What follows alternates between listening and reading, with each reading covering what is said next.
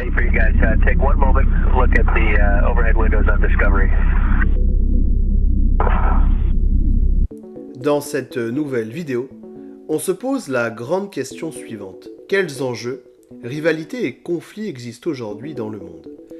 Après la fin de la guerre froide et la disparition de l'URSS en 1991, les États-Unis restent la seule superpuissance du monde. Un nouvel ordre international se place sous leur conduite. À la tête de la première armée de la planète, ils sont les gendarmes du monde et interviennent partout dans les années 1990, comme en Irak, en Yougoslavie ou bien même en Somalie. Néanmoins, la volonté de domination des USA est vivement critiquée. Le 11 septembre 2001, les tours du World Trade Center à New York, symbole de la puissance américaine, sont détruites dans un attentat commis par l'organisation terroriste Al-Qaïda du leader Oussama Ben Laden. Cet attentat fait 3000 morts et affaiblit les USA.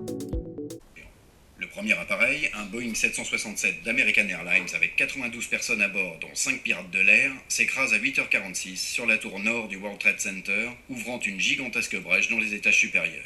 À 9h03, un deuxième Boeing 767 de United Airlines avec 65 personnes à bord, dont 5 kamikazes, s'encastre dans la seconde tour jumelle du World Trade Center, événement suivi en direct par les télévisions du monde entier.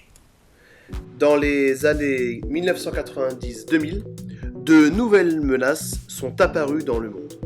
Le nucléaire, certaines dictatures comme la Corée du Nord cherchent à se doter de l'arme nucléaire, la piraterie dans l'océan Indien, le terrorisme islamiste avec des organisations comme Al-Qaïda ou l'État islamique qui ont pour mode d'action les attentats, ou bien même l'apparition du cyberterrorisme.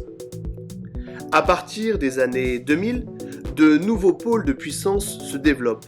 Les pays émergents, comme le Brésil, la Russie, la Chine, l'Inde ou bien même l'Afrique du Sud, surnommés les BRICS, jouent aujourd'hui un rôle international majeur. Aujourd'hui, les USA ne peuvent plus agir sans l'accord de ces nouvelles puissances. Le monde est donc devenu multipolaire, c'est-à-dire qu'il comporte plusieurs pôles de puissance. C'est avec ces toutes nouvelles puissances qu'il faudra compter pour résoudre les grandes crises actuelles, comme le conflit israélo-palestinien, la crise coréenne, ou bien les tensions au Proche-Orient entre l'Iran et l'Arabie saoudite.